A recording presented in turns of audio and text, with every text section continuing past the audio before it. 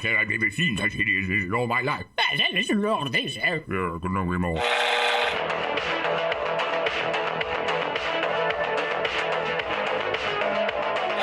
Like a furry torpedo to the jugular. This is Honey Badger Radio. Radio with Buddy.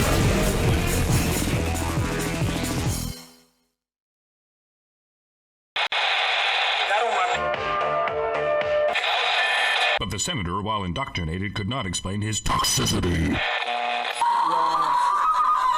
Goddamn thing. Okay, so there was the promised cussing, guys, for the people that are listening with me. We'll just... I think that might be just us. Oh. No, I'm cussing. This... Oh, it's definitely on. It still says waiting. It still says. Yeah. It still says waiting on what? On the live stream thing. Really? Because yeah, it's good on chat. On Twitch. Twitch is reliable. All faithful. The chat sounds looks like we started early, but all right. Well, fine. Fucking piece of shit. Of course.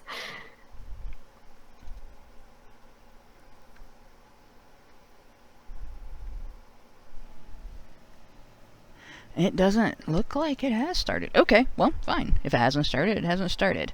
It gives me a second to fix this. It's a playlist. I should be able to go on to the next thing. It's live on Twitch. Everybody says it's live on Twitch, but it's not live everywhere else. Yeah, I did just refresh on the one page. It still says waiting for honey. Oh, there it goes. All right. Well, hey. You guys get to listen to me learn to use a new thing live on Honey Badger Radio because SciTube is off the air or is offline. I mean, so unfortunately, I can't use SciTube. Huh? It's not a bug. It's a feature. Yeah, well, since we don't need something to buffer the opening... Oh, that's weird. On this site, like, the playlist function disappears if I minimize the window. That's great. I have to actually go into it. So, we go to the next video. Alright.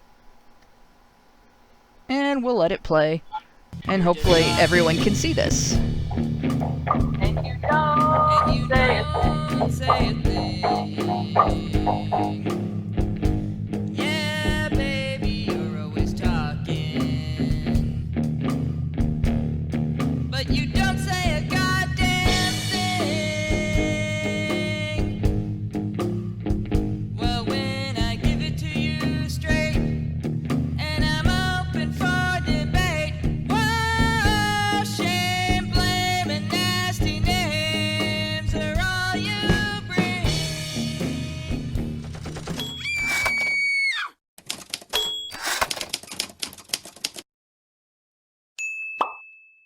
Before we go on with our discussion of how we got started, I want to talk about Exposing Feminism's article titled The Catalogue of Anti-Male Shaming Tactics, which was helpful to me in understanding the tricks of feminist responses to men's issues discussion, especially during the MGTOW dust-up. The way that post laid bare certain ways in which women and feminists try to manipulate the discussion rather than deal with the information being shared in it helped me to realize the need to break down the language they were using to do that. This is an article I personally recommend everyone who engages in men's issues discussion keep bookmarked for reference and use in detecting and responding to the use of castigation as a thought-terminating cliché. Much of feminist stated opposition to men's issues advocacy relies on these shaming tactics. Whether it stems from an entitled sense of superiority or fear of confronting one's own potential wrongdoing, women's advocates find it easier to demonize than deconstruct, safer to attack the messenger than analyze the details surrounding the message. It may even often be done unconsciously, a result not of malice, but of socialized or even instinctive attitudes toward and assumptions about men. Simply put, we live in a society where men in general are expected to concern themselves with women's general welfare, to be protective and considerate of women's sensibilities, and to take responsibility for accommodating women's perceived needs. Girls and women learn to enforce these aspects of the male gender role using a system of praise and affection as reward for approved behavior, and antipathy and shaming as punishment for that which is disapproved. Exposing Feminism's article describes shaming tactics as ad hominem attacks comprised of emotional devices meant to play on men's insecurities, elicit sympathy for women, and to demonize men who ask hard questions, and shut down debate. The article lists 15 major categories, which can be sorted into specific areas: accusation of malice or aggression, emasculation attempts and gender role enforcement, and accusations of ignominy. We're going to go over those 3 areas of attack, one at a time, discussing each of the categories and expanding on exposing feminism's descriptions and working responses. This information represents a valuable tool in the field of gender issues advocacy, as it provides a means to spot and counter attempts to undermine efforts to evaluate, understand, and seek solutions to the various issues facing men and boys in today's society. In my case, it helped me to better understand the behavior I was seeing during the MGTOW dust-up, and later to see through a hit piece against the movement as a whole, and a voice.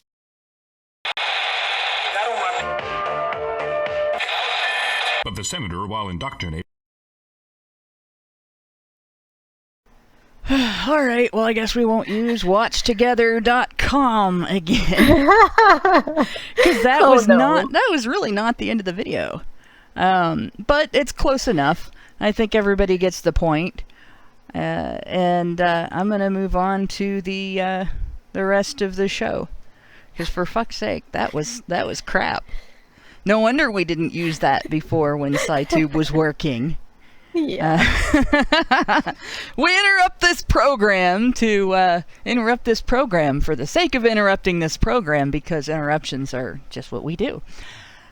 Hello, and welcome to HBR Talk 34, Badgering Through Feminism's Tone Police, which we will do if we can badger through poorly functioning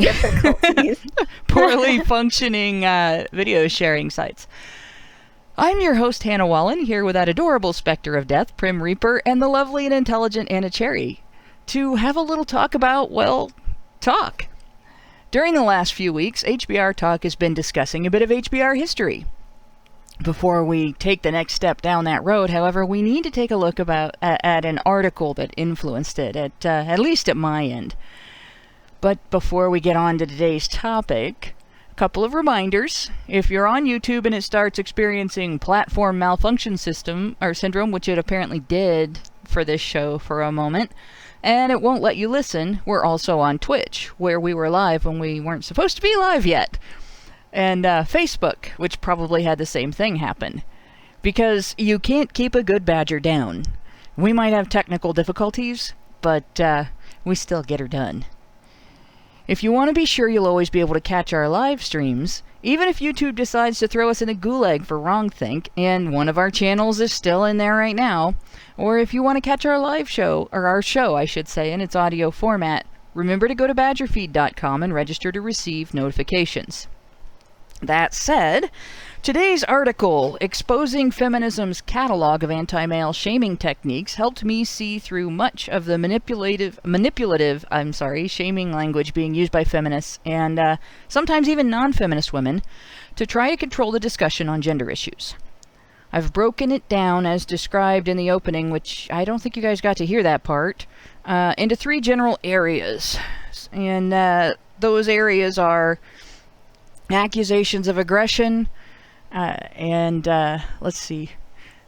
Actually, I'm going to open my description, and I think I'm going to read the rest of it, because I'm kind of annoyed that you didn't get to hear it. There we go. Waste not. Either that or it's my ego speaking, right? It's my writing, I want everybody to hear my writing, God damn it. But we're going to go over the accusations of aggression for sure today. I'm not sure that we'll get to everything, because there's 15 different items on the list, and they're all interesting items. They're all actually things that really do need to be discussed. And those 15 different areas, or those 15 different items, like, I've seen every one of them. I've seen every one of them used on Reddit. I've seen every one of them used on Twitter. It's a really good article. I definitely recommend that everybody bookmark it and keep it around for reference. And I do have it linked in the low bar so that everybody can do that. But in addition to accusations of malice or aggression, there's also a section, or rather a set, that I looked at as emasculation attempts and gender role reinforcement, and a third set, accusations of ignominy. And we're going to go over the 3 areas of attack one at a time, discussing each of the categories and expanding on those descriptions and working responses. I think you guys did get to hear that part. The end that you didn't get to hear was, in my case, it helped me to better understand the behavior I was seeing during the MGTOW dust-up, and later to see through a hit piece against the movement as a whole, and a voice for men specifically, by none other than Kathy Young. That, however, is a discussion for another show, and there will be one. For now, we're just going to focus on the language itself. So the first thing, and I've got that up on the screen, is the charge of irascibility, also known as Code Red. And according to the article, this is when the target is accused of having anger management issues. Whatever negative emotions he has are assumed to be unjustifiable. The article gives examples. You're bitter. You need to get over your anger at women. You're so negative. And points out that anger is a legitimate emotion in the face of injustice. That it's important to remember that passive acceptance of evil is not a virtue. Well, this is something I've noticed a lot in terms of, especially like discussions regarding incels, but also in terms of fathers' rights, in terms of men's reproductive rights, and so on, where you're just angry that you can't get laid, or you're just angry that you don't have control over your children, or you're just angry about your money being spent in a way that you don't have control over, and things like that. Feminists don't accept being told that their emotions are not legitimate arguments in the face of rational discussion. And yet they will tell men's rights activists that our emotions are not valid, regardless of whether our arguments are rational or not, and that rational arguments are undermined by the fact that emotions exist. So how many times have you guys run into this? Have you been called angry, Prim or Anna?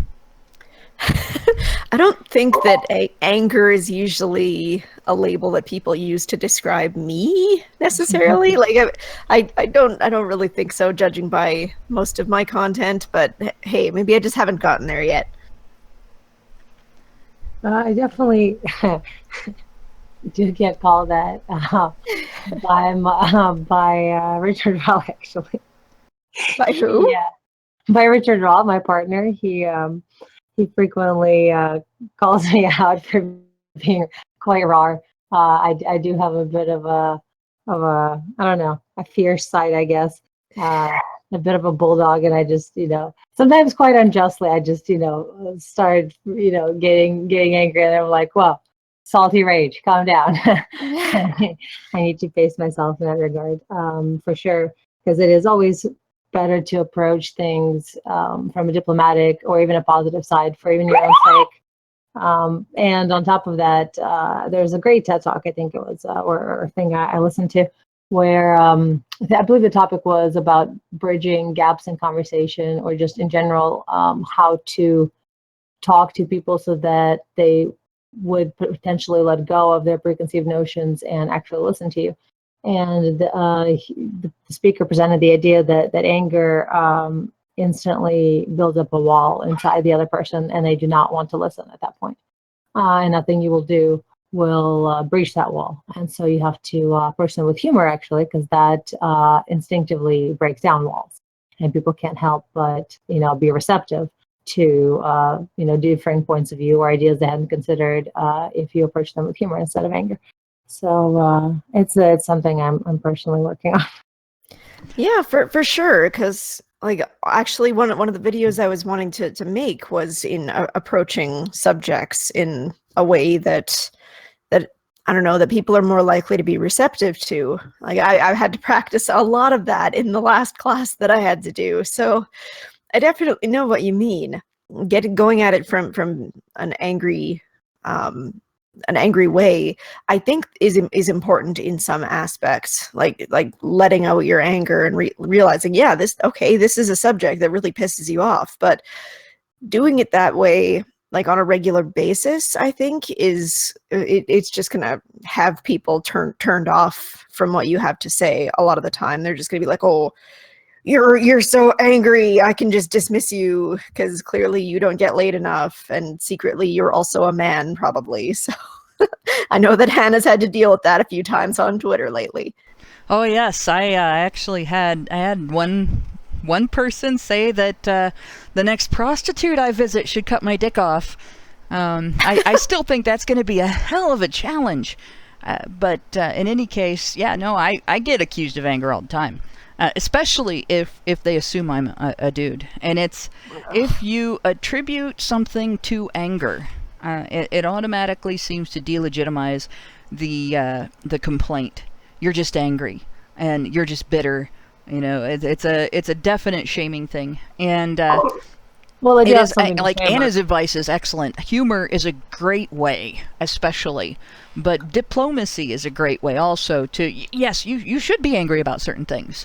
You should be angry, for instance, that we live in a society where the laws do not address sexual violence the same way if it is committed by one sex as it does if it's committed by the opposite sex.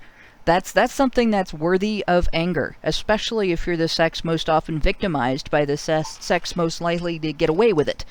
But at the same time, diplomatic approaches, what those will do is essentially make everybody else watching the conversation look at the person going, "You're just angry," start questioning, yeah, so why? Why not be angry? Why not be angry about this? Maybe they should be angry, or maybe they should be screaming about it. And so it is always good to, if you can't inject humor, it's also always good to keep your descriptions and your discussion clinical. And it drives feminists nuts when you do that, because a lot of them are emotion-based. So you describe something in terms of just the facts and the logic surrounding them, somewhat the way Jordan Peterson does, where he says, yeah, you can do anything you want, but your actions can come with consequences. You can't do everything that you want without consequences. And sometimes those consequences are inevitable. Those are, to paraphrase, those are facts. Those are things that are undeniable. But it drives feminists nuts that he's not making a judgment of character there, and he's not emotional in what he says, and there isn't anything that you can pick apart in that. And it's the same way with men's issues. When you describe, for instance, when I describe single custodial motherhood, which is it's a mouthful, but it's the quickest way to say a woman who has chosen to have sex, chosen a sex partner, chosen what kind of birth control she was going to use, gotten pregnant, chosen to remain pregnant, chosen to give birth, and chosen to retain custody. I describe that as a choice. Single custodial motherhood is a choice. You say that to a feminist, they will basically shit all over themselves. And then they'll say, you're angry and you're judgmental. Well, no, it's simply a fact. When you make all those choices, the point that you get to, at the end of all those choices, you have chosen to be there, whether you think you have or not. So yeah, you have this code of irascibility, this charge of irascibility. You're just angry. Sometimes I confront right back. You bet I'm angry. I'm angry as fuck. I'm pissed. Terrible things are being done to people. Why aren't you angry about that yourself? And it'll put people on their back foot too. So yeah, you look at anger as it's a double-edged sword. it can undercut your arguments. If all you express is anger, or if everything you express is expressed in an angry way, but at the same time, don't let people, particularly feminists, use, well, you're just angry, as a means of delegitimizing your arguments, because it doesn't make them not legitimate. It only makes the feminist unsympathetic. You know, let them see you angry. That's certainly true, but there may be an element of gender bias to where women are allowed to be angry and men are not quite as much. So that is something to consider. That our experience may not be exactly what guys would experience. But speaking of anger, and of course it doesn't delegitimize your argument at all. So don't let them actually make you feel that way. But in the social arena, it likely could, or it may, depending on how big-headed the group that you're around is. But in general, I wanted to touch on you mentioning men being angry, and it's something that I personally had to learn. And it's just, as Tom mentions, men and women have different ways of healing, different ways of expressing grief, different ways of expressing their emotions, and also understanding what their emotions mean in the first place. Those are very different approaches between male and female types of thinking. And of course, that's contingent upon the hormonal balance, not strictly what junk you have, but generally men and women fall into, their respective roles somewhere on the slighter scale. And so guys experience pain to the point where they become angry as their only means of communicating that pain to a person, to a woman, especially if it's a situation where he has to, listen to a lot of abuse, where there's just sort of a tirade going on. In fact, we just moved into a new place, and one of our neighbors is just nonstop yelling at her children, and they're like really little, and I'm like, oh my God, just nonstop, emotional abuse, verbal, I suppose, as well, and just a heightened tone of aggression towards you every day, all the time. And there are times when people say that my father struck my mom, or I did some sort of super angry, violent thing. While you are ignoring the days and weeks and months and years of psychological abuse that man has taken on, to the point where all he has is anger to respond with. And a lot of times, women especially are so tuned into emotions and like a shallow sort of interpretation of what they mean, that they do not understand that anger comes from pain, and they cannot see the pain underneath what is very violent and sort of shocks them into this mirror neuron, like, oh, they're angry, and that means how do I feel when I'm angry? I'm angry, and like they're angry and I'm scared, and therefore they're really angry. So they just reinforce the idea that it's only anger, and that sort of emotional response prevents them from even looking deeper, unless it's a more rational, logical woman, of course. But generally speaking, it makes them sort of sync up with that emotion and not understand or back up and look into what is driving the person, what is the impetus. It's generally something women, I don't think about as much, or they make up their own reasons what actually drives guys, and they're usually some wild, crazy, like feminist rape fantasies of, every single man wants to rape me, and that's what they're really thinking. It's like, well, look around. You have guys around you all the time, and if you think about any of them, that's not really reality. But somehow women come up with these ideas of, what the motivation of a person is. But it's very emotional. It has nothing to do with actual logical, step-by-step empathy. Look into the person's life.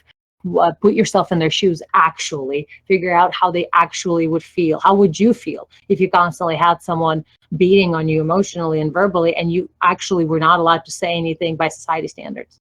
That's the thing. Women don't realize what privilege they have, and how much men are already pushed into being silent and walking on eggshells and respecting every woman's opinion everywhere all the time. And then they snap and they kill themselves or kill somebody else. That's the only fucking choice they have. And frankly, I'm surprised more men are not serial killers. And I guess that's why we have such a high suicide rate, because listening to the neighbor, it's like, I can't handle the amount of aggression that is put out on these like 4-year-old boys. I don't understand. And it's not anything to do with their gender in particular. In her case, I'm sure she may be the same way towards a little girl. I don't know. But point is, it really illustrated to me the sort of what we put men under, and the silence with which, the father hovers, or, men around who would, traditionally step in or try to, induce fairness. Like, it's just all fucked up, guys. It's all fucked up. But my bottom line is, anger masks pain, and we need to take a moment and have actual empathy for men and their experience, and look at what actually they go through, and actually put yourself in their position and realize the level of privilege that women do have, and the level of attack that is on men at all times. So yeah. And then Prim, Yeah. what kind of labor do feminists commonly attribute to women and never admit men experience? Emotional labor. but I definitely had a point that I was going to get to, because I think that Anna had a really good discussion there that she had going on. Oftentimes, you see feminists saying, oh, men just need to get better about expressing their emotions and things like that, because men don't express their emotions properly. And we kind of brought this up a little bit last week about how men are only allowed to express their emotions in the correct way, and then it becomes, you're just an angry man, or an angry MRA, or whatever the heck it is that they want to throw out at that moment. And then all of a sudden it's like, oh no, you're not allowed to get angry. Angry is scary when it comes from men. Like Anna was saying at the beginning, there's a level of bias where women are allowed to be angry, because like when women are angry, it's no big thing. It's like, oh yeah, angry woman. At worst, she's like, oh yeah, she's a bitch. But when men get angry, that's scary, because men getting angry results in people getting shot, and that's just, that's terrible. But in reality, it takes a great deal for a man to get so angry that he would do something like that often. I mean, there are outliers, obviously, in which case somebody has like antisocial personality disorder or psychopathy or whatever, like that would cause them to lash out much sooner. But the average individual who is like mentally healthy, it takes a lot of strain, a lot of pressure constantly over a great amount of time for them to become so angry that all of a sudden these paths of violence look. Yeah, if I didn't make that clear, I definitely, that's what I meant by my comment that I'm surprised more men are not serial killers. Yeah, exactly. It was a testament to the resilience and strength of men, because the amount of daily fucking abuse they suffer is unthinkable. Yeah, exactly. Like it's not like you're condoning it, but it's like after so much abuse, like it gets to a point where people start thinking like, okay, the only way that I'm going to get out of this is with violence.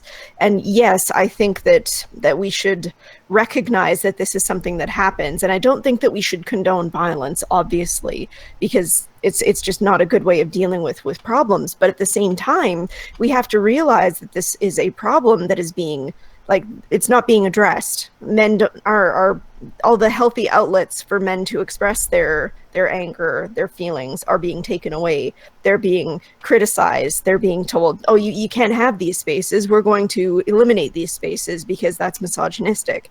Even when it's often not necessarily misogynistic. It's just, I'm angry at the state of things right now. But no, because you're a man and because you're angry and because your anger might be directed at women, that's misogynistic. And therefore, all of your spaces to get angry need to be taken away. At which point, you start putting more and more pressure, and you push these men more and more to the edges of society, more marginalization. And then you wonder why these guys are starting to pop. You know, it just speaks of a fundamental lack of empathy that people have for people in this situation. This is something that it's a major problem with dealing with gender issues discussion, with feminists, with women's advocates, and with women who are still blue-pilled and gynocentric, even if they don't consider themselves advocates or feminists or anything. You have this situation where they will treat acknowledgement of a phenomenon as approval of it. This happens. How dare you say that that's okay? I didn't. I said it happens.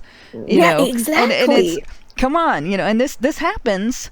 Every effect has a cause. Yeah, and for sure. If we can't look at the causes, we can't deal with the effect. And if we want to prevent the effect, but we can't look at the causes, well, we're just shit out of luck. Oh God, I feel like we directly, explicitly have to say murder is bad. Don't do murder, otherwise people are going to come on here and be like, "Look at these three ladies. They're condoning murder and they're condoning violence against women. They're such misogynists." And it's like, no, actually listen to what we're saying, please. Oh heck, I had that today. I had somebody accuse me of advocating violence against women because I pointed out that violence by women is bad too. And women should not initiate violence. And when women initiate violence and it goes both ways, it's more dangerous most of the time for the woman than it is for the person that she's attacking. And so it's actually good for women, not just good for men, but good for women to teach women not to be violent toward men. The same way that little boys, when they grow up and, out on the playground, out at the park, whatever, if they don't have helicopter parents hovering around going, "Don't do that," they learn that you don't start fights with boys who are bigger than you and stronger than you and older than you and smarter than you, because they'll kick your ass. Little girls don't learn that about boys, because anytime they start crap with boys, the boy is told, "Don't you hit back." Now, if we told girls the same thing, like even if we didn't let boys hit back, no advocacy for boys hitting back, okay, but we advocate girls get told the same thing boys get told. You cannot hit the opposite sex, ever, for any reason, then all of a sudden, now that 2/3 of domestic violence that is initiated by women gets significantly reduced. Because you don't have a sex that feels entitled to slap and poke and harangue and get in people's faces and push and shove and kick and spit and everything because you said the wrong thing to her.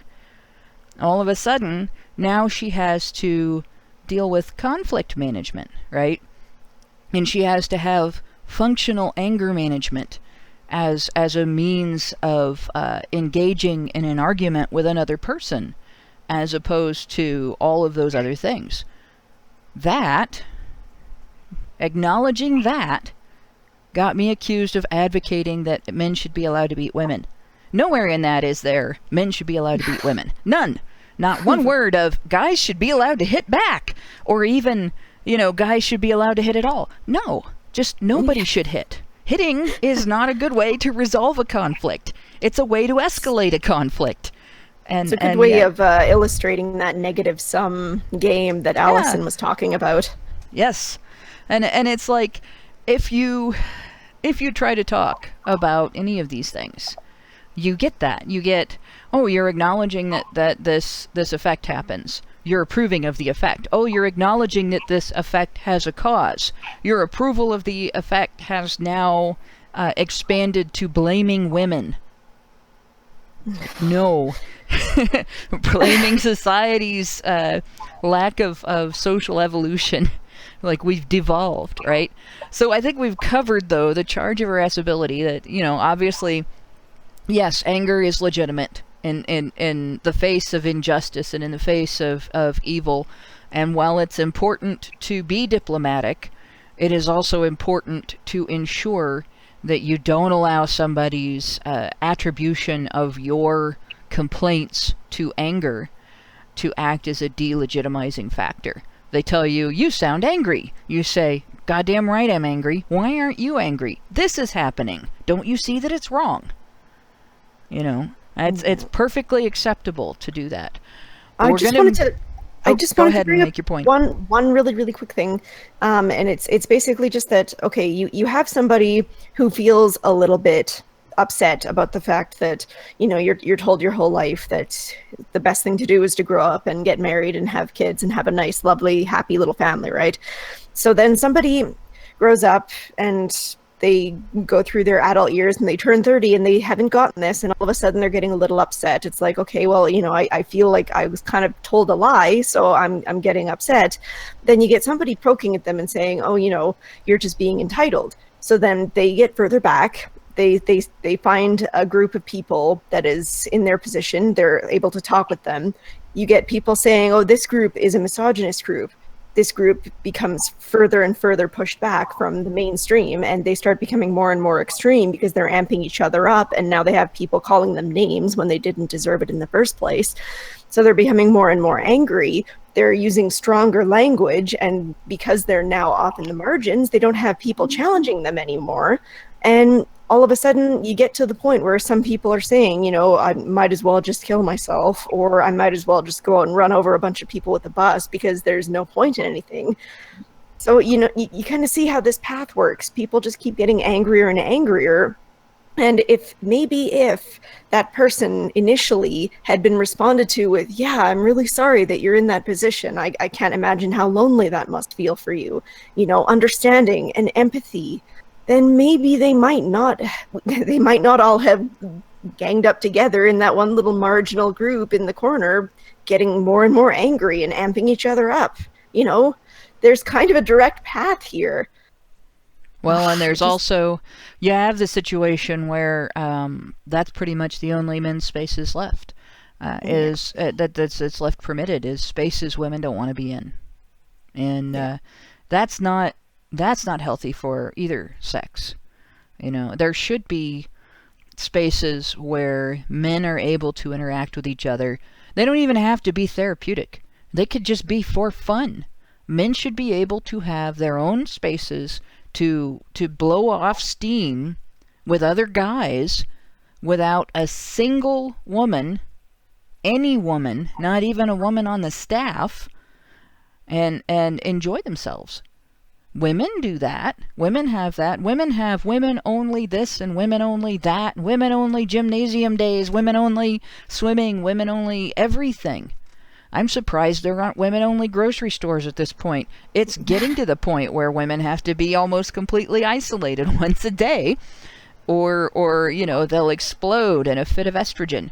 But men, they can't even have men's sheds, which have men in the title for a reason. They're supposed to be places of therapeutic involvement and bonding and being able to work things out and so on for men with other men. They can't even do that without women getting involved. And yeah, there are women's. Somebody says there's women's only grocery store aisles. That's only because the stuff in there is gross to think about, and men don't want to go in there. But yeah, it is not just a shame, but an actual. I don't want to say danger to society so much as an unhealthy thing in society. That we are able to recognize women's need to congregate together in just women's groups, and yet we demonize that same thing when men do it. And I think that is a big part of the problem.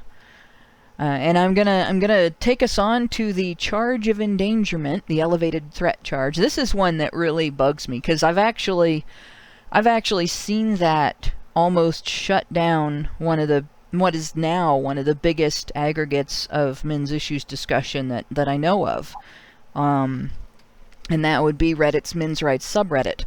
That was almost shut down early in its existence by feminists complaining to the site's administrators that those men in there gathering together talking about men's issues were dangerous, that it presented a threat to women, that the subreddit existed, and that the discussion that took place in there took place without feminist control of it. And for a while it was banned, and it was reinstated after argument that, if you're going to have feminist subreddits, it's sexist to turn around and say, but men can't have the same thing. So the charge of endangerment The elevated threat charge, code orange. The target is accused of being a menace in some undefined manner. This charge may be coupled with some attempt to censor the target. For example, you guys are scary. You make me feel afraid. You sound scary is another one. And I think the way incels get discussed by feminists and the way MGTOW get discussed by feminists, this is a big factor in the way they discuss these two groups. It's kind of hilarious that they consider MGTOW to be a threat, because walking away from women doesn't usually involve doing anything to women, but there you go. And it's one that bugs the hell out of me when they talk about incels that way too, because the only threat really is caused by women pushing and pushing and pushing until somebody reaches the breaking point. And if they wanted to eliminate that threat, they should stop demonizing people in the first place. But the response to this that is discussed in the article, it may be constructive to point out that only bigots and tyrants are afraid of having the truth expressed to them. And that's a big one for me. When I hear somebody say, you're advocating beating women because I said it's not okay for either sex to hit. Women should be taught not to hit too. Both sexes should be taught not to hit. My answer is, are you assuming that if women can't hit men to control what they say, that men are going to abuse women? Are you assuming that women need to hit men in order to prevent abuse? And under what basis are you assuming that? On what basis are you assuming that? The article says one may also ask why some women think they can handle leadership roles if they are so threatened by a man's legitimate freedom of expression. And that's another one. How are you supposed to talk about gender issues if you can only listen to the experiences and the opinions of one sex? Yeah. Well, I mean, they're scary because they're angry, and their anger is therefore scary. So because I'm scared of your anger, therefore you're scary, therefore you shouldn't be allowed to talk. There we go. That kind of wraps it all up nicely. Yeah, I like, we have one in the chat, women are terrified by a mere t-shirt. That was one that Shirtgate. Jeez, Pete's. That just blew my mind. Women coming out of the woodwork, most of them not having anything to do with STEM professions, to castigate a guy who landed a rocket on a comet, or rather a spaceship on a comet, not a rocket. But in any case, he did something that was damn near impossible in terms of how difficult it was. And they castigated him for wearing a shirt made by a female friend of his that had women on it. That was a celebration of female beauty, and basically said that kind of thing scares women out of STEM professions. That a guy's shirt women are so wimpy, women are so helpless, women are such pussies, really, that your shirt can scare them away from entire, not just professions, but categories of professions. And that's my answer to this. We talk about what's constructive to point out, and it is. The article is right. It's constructive to point out that only bigots and tyrants are afraid of having the truth expressed to them. And it's constructive to point out that if women can handle leadership roles, they have to be able to have hard discussions. It's also constructive to point out that expressions of fear like this, just in the face of discussion, is one of the things that's holding women back. Men don't have a choice. There's never been a time when just by virtue of their gender, men's sensibilities were coddled by society, where men had the expectation that they could say, I don't want to face that reality. It's just too much for my poor male sensibilities. and anybody would do anything but call them a wimp and laugh at them, if not worse. That might get their asses kicked. Women have always had that. In some form or another, women have always had the ability to use their sensibilities as an excuse to not face the harsher realities of life. And if women really want equality with men, "You guys are scary and you make me feel afraid" cannot be a response to discussion of men's issues. Can't be a response to discussion of any human rights issues. Yeah, well, I mean, you'd think that with them saying the whole feminism is for equality kind of thing, they'd at least be practiced in pretending like they have an interest in men's issues, but I guess not. Guess it's just too scary. Oh, I'm just so scared. These men, they want to take all of our rights away just because they want to see their children, for crying out loud. That one never made sense to me. Like I said, my introduction into men's rights was the men's rights subreddit. And the reason I went into it was because people were saying, "Oh, it's so scary. It's so full of horrible people." And then I went in there and my experience did not match their description at all. At which point you can pretty much just disregard what people like that are saying, because all of a sudden they've lost all credibility in the first place. Yeah, and it's this idea that men shouldn't be able to express themselves. This idea that men can't express their feelings, men can't express their thoughts. It's in total contradiction, really, to what feminists are now saying as a means of trying to co-opt the movement, where they say men aren't emotionally honest. Men aren't emotionally open, and they're not emotionally available, and they don't talk about their problems, and they don't talk about their feelings, and those are all the reasons why men commit suicide. And then they turn around and they say when men are talking about their experiences, when men are talking about their problems and their feelings or so on, you sound angry and you're scary.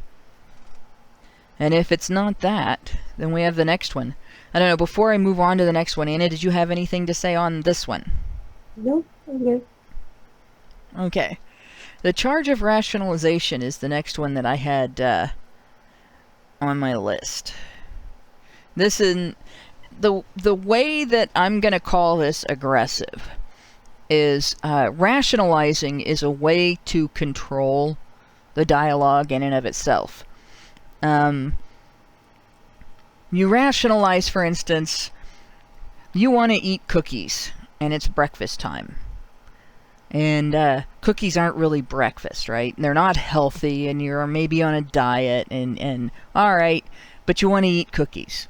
So you make a cookie that has oatmeal in it, and raisins, and maybe cranberries, and you put some sort of protein powder in it, and you say, well, this cookie is healthier than other cookies. Now I can eat it for breakfast. It's a breakfast cookie.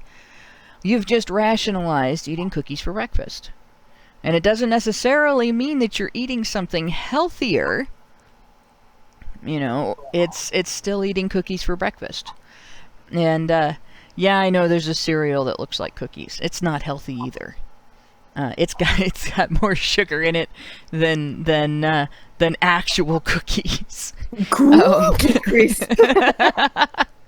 Not that I'm saying that nobody should ever eat sugary cereals, but it's still not the best breakfast, right? That's rationalization. You have just controlled the dialogue in order to get the result you need, and that is a proactive thing.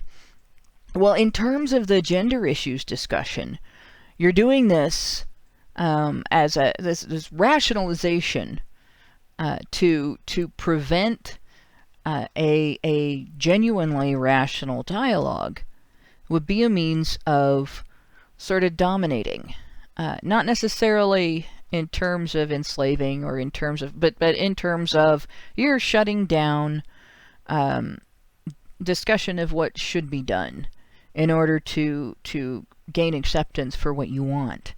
And you may be subjugating somebody else's rights in order to obtain what you want. So the charge of rationalization is actually a very serious charge of aggression when it gets used. And the discussion on this, the target is accused of explaining away his own failures and or dissatisfaction by blaming women for his problems. Example, you're just bitter because you can't get laid. Now, I've seen other examples. The whole rationalization thing.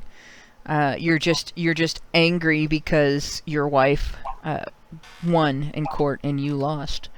You're just angry because you didn't get what you wanted, or you can't get what you want. You're just angry because, or you're just bitter because you're not in control of the situation.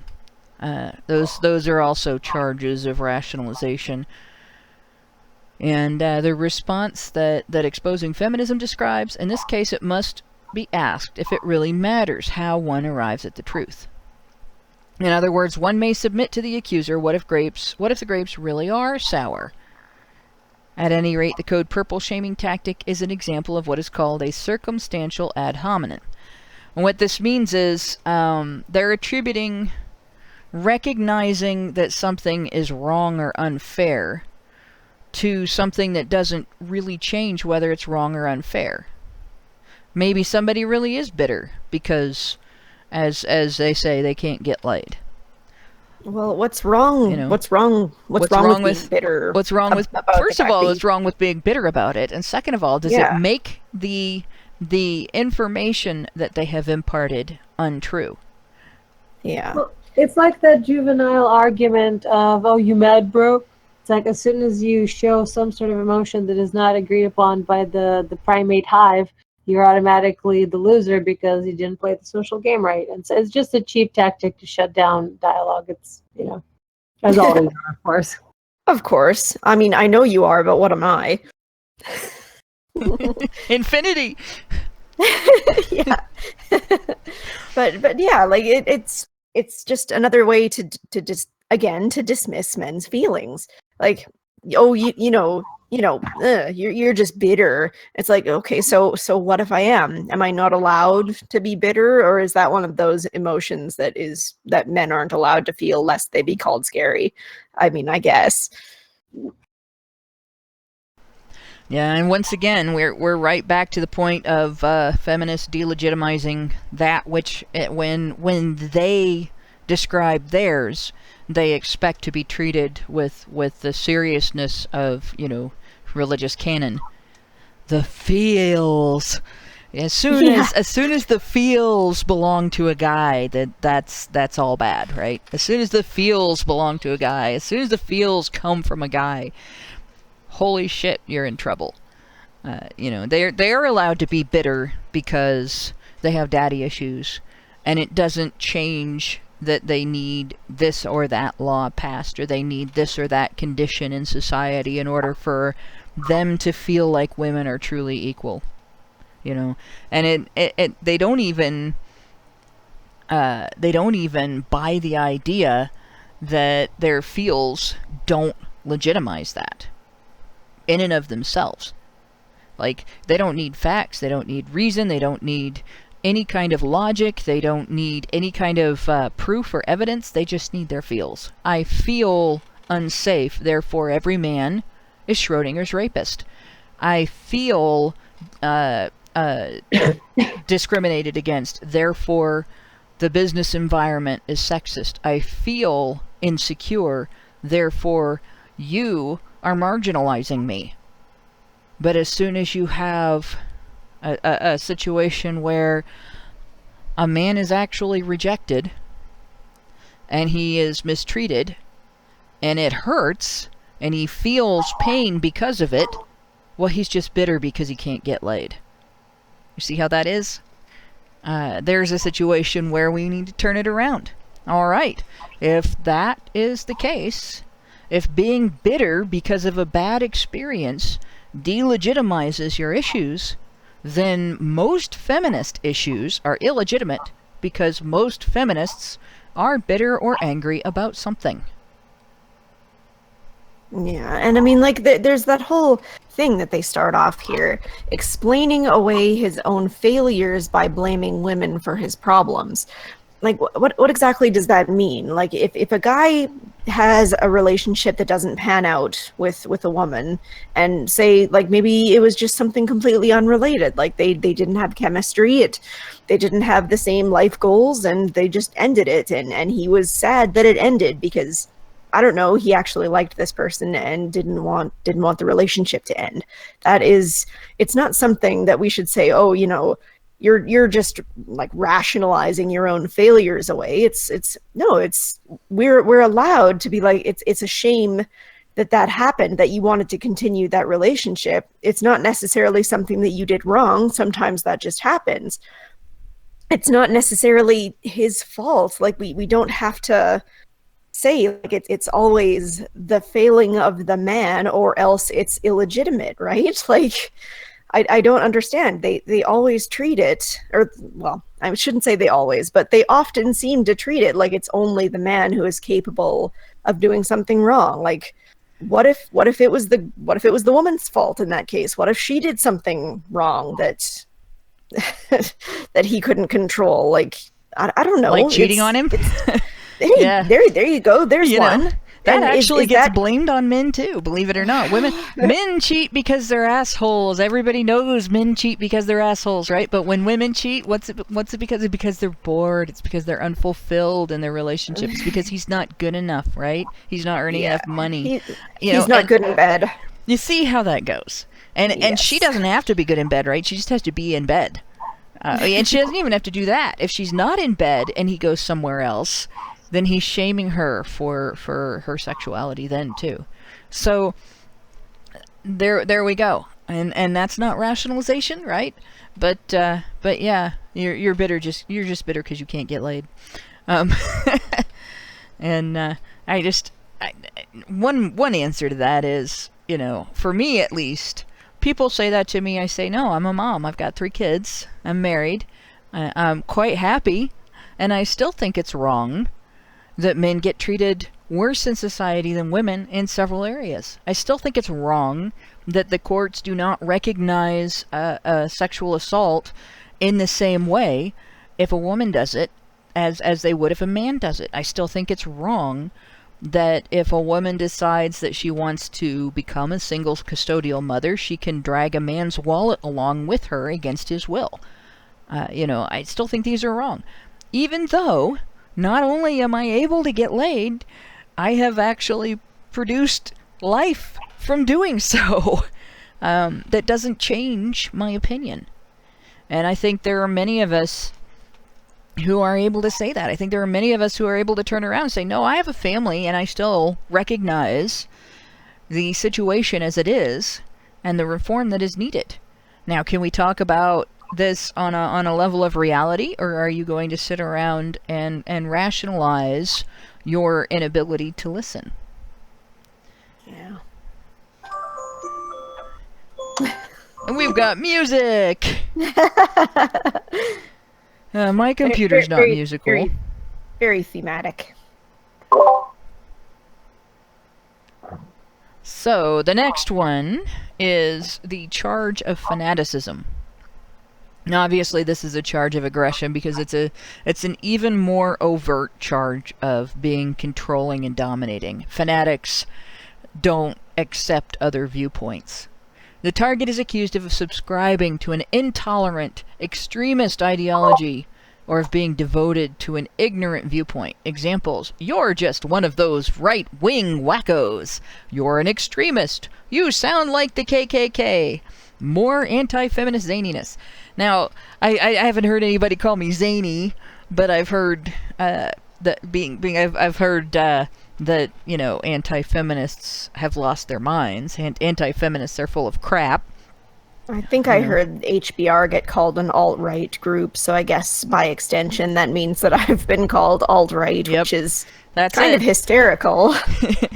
I still think there needs to be a parody of that to all right now. But yeah, and this is another one. Like, as much as I hate to say it, I would just turn that around and say, all right, what if let's say, for the sake of argument, let's say we were all of these things. Let's say we were a bunch of extremist right-wing wackos that belong to the KKK and are zany anti-feminists of the alt-right. I don't know what else to add to that. All right, but if we say something, yeah, we have this long list of evil. We also belong to the Butt Scratcher Society of America and the Church of What's Happening Now. Just to throw those two things in, right? Yeah, and the Hand-Holding Society. Yeah. Oh, and the Nose Pickers Association of nose pickers.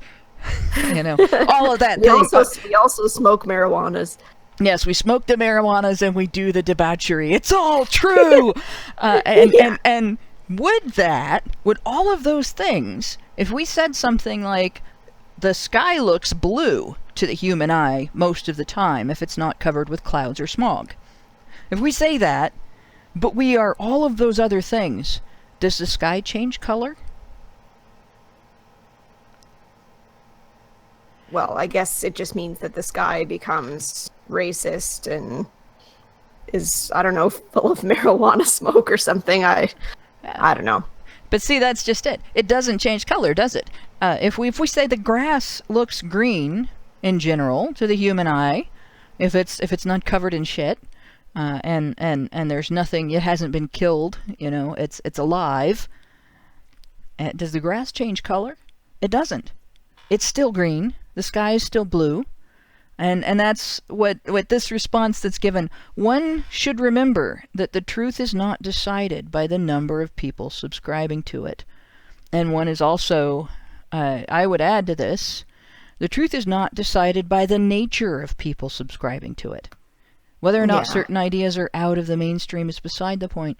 A correct conclusion is also not necessarily reached by embracing some middle ground between two opposing viewpoints. The false compromise logic fallacy.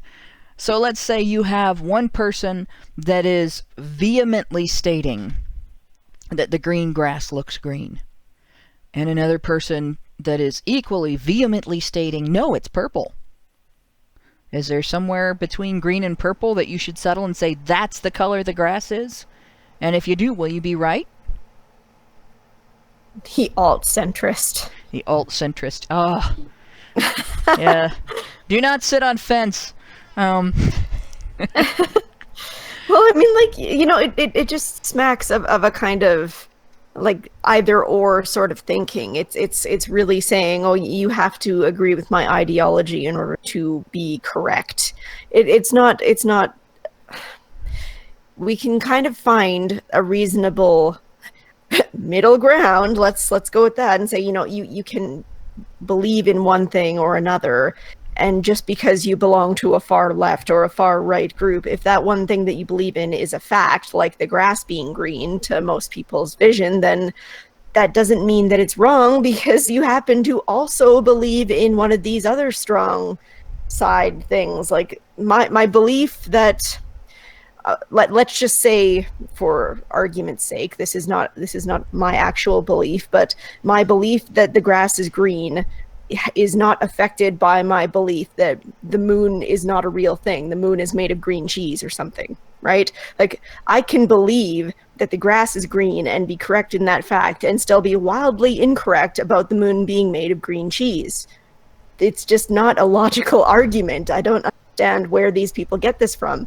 You belong to this group, whether you actually do or not. Therefore, all of your views are invalid. It doesn't make sense. No, it really doesn't make sense. And it's one of those situations where the deeper you look at it, the dumber the argument is. It's easy to get people to not listen to somebody by saying nasty things about him. It's always been that way. Don't listen to this guy. He don't listen to this guy. He beats his dog. Well, yeah, but he just said the house down the street is on fire. Should we not do something about the fire? There's no fire. That guy beats his dog. Didn't you just hear what the other guy said? The smoke is not an indication of anything. He said there's a fire. He must be wrong because he beats his dog. And people will listen to that. People will be like, well, we can't make a decision based on the guy that beats his dog, based on the word of the guy that beats his dog. We have to investigate this a little further before we do anything about it. Well, the fact is, sometimes, the guy that beats his dog, who is incredibly wrong for beating his dog, notices a fire. And the fire is there, even if he has beaten his dog 1,000 times and everybody hates him for it. Now, that's not to say that we have to turn around and accept you're just one of those right-wing wackos. Oh, really? Say it to somebody that's a voting member of the Democrat Party. How many voting members of the Democrat Party we have in the men's rights movement? I find out everything I say something pro-Trump in my Twitter feed. And I have no problem with them arguing with me. Although I think it's kind of dumb when they use "you're a right-wing whack job" as an argument. How many people do we have in the men's rights movement who are centrist? We have several. We have several people in the men's rights movement who are libertarian. We also have left-leaning also. Yep. I know some communists in the men's rights movement. I know some socialists in the men's rights movement. And I know some ANCAPs in the men's rights movement. Shout out to ANCAPistan. And yeah, this is the idea that we are all one political outlook is dumb. We don't really need to all be one political outlook. It's not necessary to be it's not necessary to be left-wing or right-wing or middle ground or authoritarian or libertarian or any of that to recognize that if something is a human right, such that the law is going to apply a penalty for violation of it, that means all humans, not women, not men, not children, but all humans. And if something is an adult responsibility such that the law is going to apply a penalty for failing to live up to it, that responsibility should be on the shoulders of all humans as well, all adults, everybody that's competent. Yeah, and furthermore, like we should really throw out the whole notion that, oh, that person is a right wing, let's not listen to them, or that person is a left wing, let's not listen to them. I think that being open to other perspectives is really important to not getting into like a circle jerk or an echo chamber.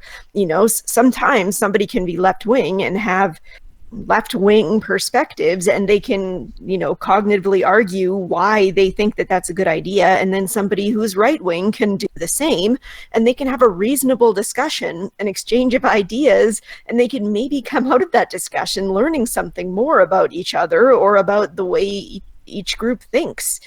And this whole notion that we should stop listening to people because they are far right or anything like that, it's really pointless, and it just kind of stifles the discussion and further divides us, and that's not really ideal.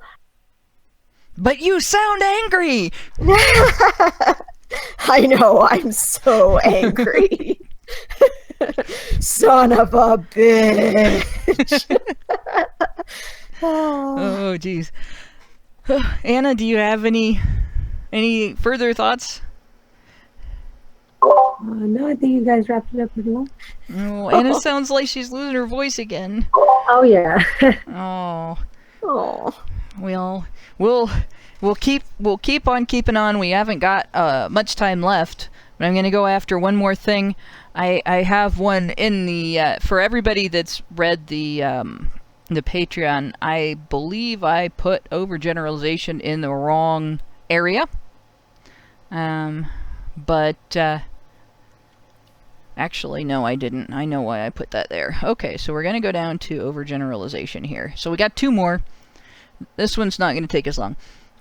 Charge of overgeneralization, code gray. This is aggressive because it's a way of hemming people in and saying, you have to be this thing because it's what I think of you. And now, overgeneralization, real overgeneralization would be if you decided there were no exceptions to a generalization. And that would be overgeneralization. Feminist accusations of overgeneralization is a different thing. According to the article, the target is accused of making generalizations or supporting unwarranted stereotypes about women. So it only matters, again, when it happens to women. They don't seem to care if it happens to men. I'm not like that. Nay fault. Not all women are like that. Not all feminists are like that. Stop generalizing. That's a sexist stereotype. And one response that is recommended in the article: one may point out the feminists and many other women make generalizations about men. Another is, also one should note that pointing toward a trend is not the same as overgeneralizing. Generalizations exist because there are majority behaviors and because there are common behaviors. It doesn't mean there are no exceptions, and it doesn't mean the person is saying there are no exceptions. Never being allowed to generalize presumes everyone to be the exception. Although not all women may have a certain characteristic, a significant amount of them might. And this is something that I ran into this a lot, actually, in the men's rights subreddit, specifically. We would talk about a behavior, a specific thing happening. A false accusation has been made. The phenomenon of false accusations would be under discussion. Potential solutions to the problem of false accusations would be under discussion. And feminists would come out of the woodwork to demonize the discussion, accuse the men in the subreddit of overgeneralizing and claiming that all accusations are false and all women are liars and all this and all that, when none of them had done any such thing. They would turn around, and if, for instance, evidence that these things were a regular occurrence was posted, it was, well, you just are feeding on the women behaving badly meme. You get off on reading about women being jerks and women doing bad things. But it was never accepted that, hey, this happens. It's a phenomenon. It needs to be addressed. Because it was much easier to turn around and say, oh, you're overgeneralizing. Not all women are like that. That's a sexist stereotype. And it's harmful to women. And it doesn't matter if the behavior exists.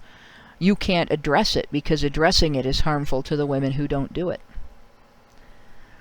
In the end, like the other charges of aggression, these are actually acts of aggression in order to use charges of aggression to stop discussion.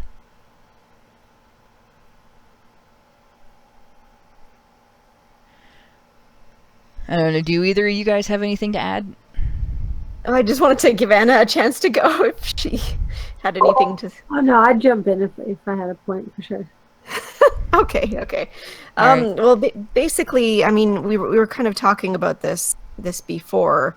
People getting really defensive about the whole overgeneralizations thing, and I mean, when I was a little younger, I used to really get on top of that too. Like I would get really bothered by generalizations,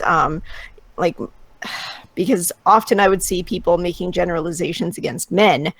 And therefore, I would be like, well, I mean, overgeneralizations against men are bad. So overgeneralizations against women, I mean, like, it's also bad. Like, it's not really a productive way of dealing with the conversation. And to a certain extent, I still think that, okay, overgeneralizing all of one sex as being bad or dangerous or gold digging assholes or something like that is still not necessarily productive. But being realistic, though, a lot of the times when people are making those generalizations, that's not really what they're doing. They're just kind of trying to simplify a discussion and, you know, to talk about an issue at hand. And they're not necessarily saying all women are literally this or all men are literally that. It's still not my favorite thing in the world, but I mean, I'm not going to go and tone police everybody in their discussion because they're just trying to have a talk about a subject. They don't really need to say, okay, I have met 20 women and 17 of them have done this. It's like, okay, you know, we don't need to get into that. Yeah, no, one of the problems that I've noticed with the with men's issues discussion is women. This is going to be a generalization, but women are more sensitive toward generalizations than men are about themselves.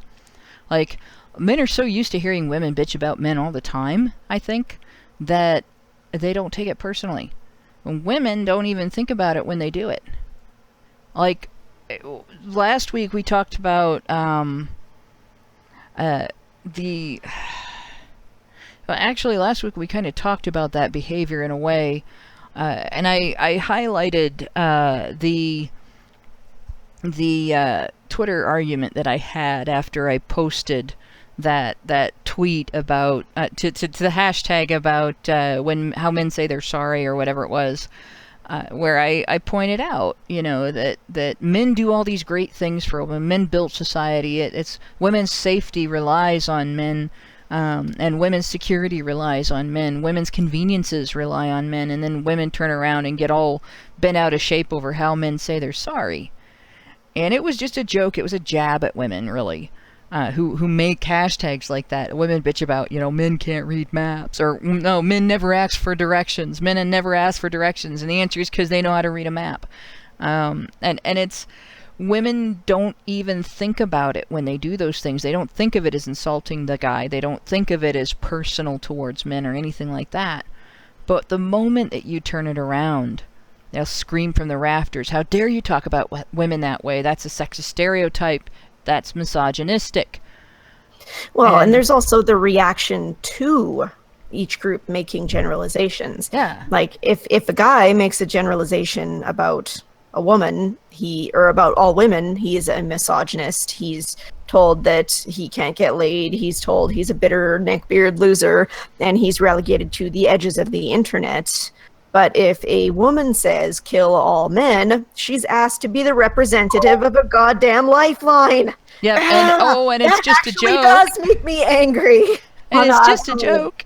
I wanted to mention that early in the very beginning, and then the conversation kind of got away. So I'm really glad you brought that back. That there's this idea of anything a man does, he breathes wrong, and it's misogynistic. But women can, flat out joke and talk about misandry, and it's not a problem. Nobody gets on them, and yet it's women that are oppressed in society. Come on now, it's quite ridiculous. And of course, the other thing about misandry versus misogyny, I don't know. It's just there's this idea that I think needs to go in the other direction. That okay, so you do have misandry. You recognize that it is easy and understandable to be afraid and or distrustful of a group of men based on your experiences.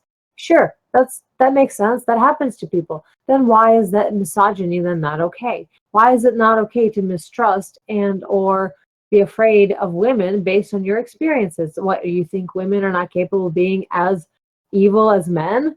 Are you saying that women are less than men? So, I mean, come on, stick with it, feminists. Is it actually equality? Is it actually equal representation? Is that what you're after?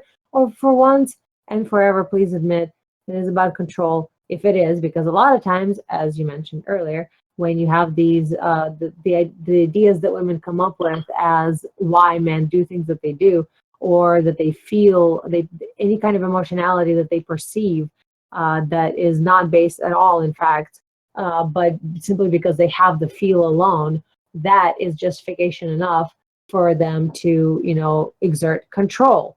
That's what it is always ultimately about. When you dissect every one of those ideas, because we are rational human beings. There is an element that we can trace logic. We can trace, is this reasonable? Is this a just punishment for transgression? These faculties are available to women, but they choose to not exercise them. They choose to pursue emotionality because then they can excuse any sort of egregious exertion of control over how men should think, act, and behave around them based on some perceived slight. It's just a control mechanism. It is, and it has been working. That's the really bad part. It has been working for centuries. Women have weaponized butthurt, and it's been highly effective. This is one, and I like the responses that that Exposing Feminism actually gave here. That the generalizations go both ways. Pointing out to women that they do this is a really good manner of waking them up. A lot of women just don't think about it, and I also like pointing out that just because you notice that something happens, just because you notice that there is a trend, pointing to a trend is not the same as overgeneralization.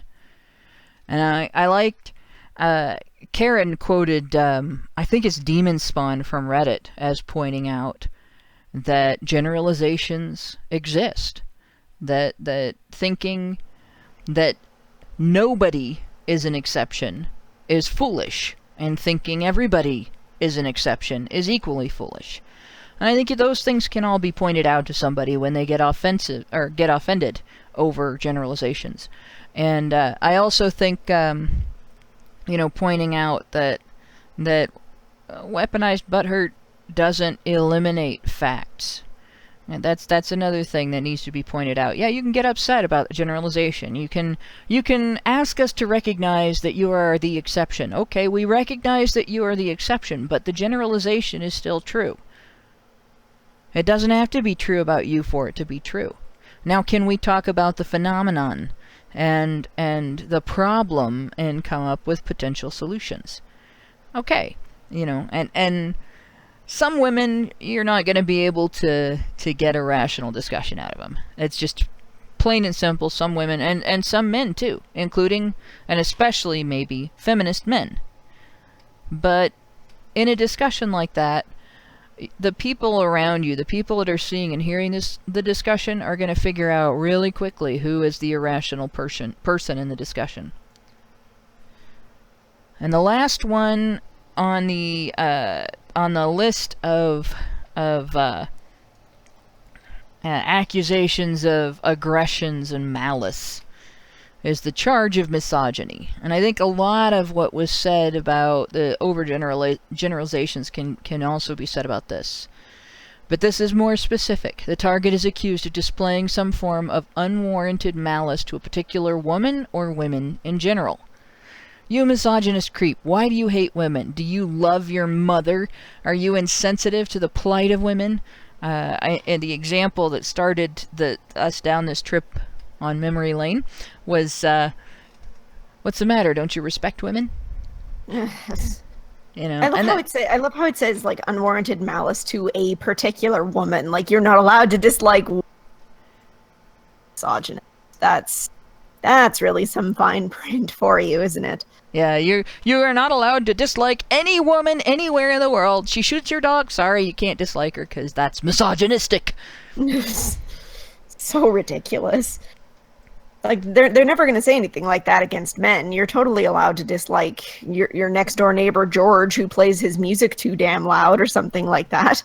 And you're not a misandrist for doing that, but I guess if it's Georgina, then all of a sudden it's misogyny. It doesn't make sense. It's reductive and pointless, and it just basically ruins the point of the word.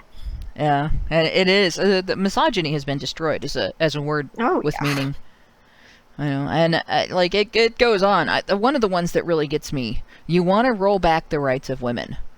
I want to know what exactly it is about, say, advocating that instead of just teaching boys as they grow up that hitting girls is abusive, if we taught girls and boys don't hit the opposite sex, if we actually taught kids in school, this is a really radical proposal here. We have health class, right? We teach kids all about how to eat right and how much sleep they need at night and all of the various systems of their body, what they do, why how your eyes work, why you have an endocrine system, and all those things. We teach them how to have sex. We teach them how to use birth control. We teach them how to do CPR. We teach them what happens when you get pregnant. Why don't we teach them conflict management? Why don't we teach how to handle conflict without becoming aggressive. But, you That know, would be a great class to have. but that would be rolling back the rights of women. I have made such suggestions. Teach girls not to hit. Oh my God, how dare you? You're advocating beating women. How do women have a right to hit? Is that a woman's right? Is that a basic, inalienable, I'm mad at you, bam! Is that a basic, inalienable right?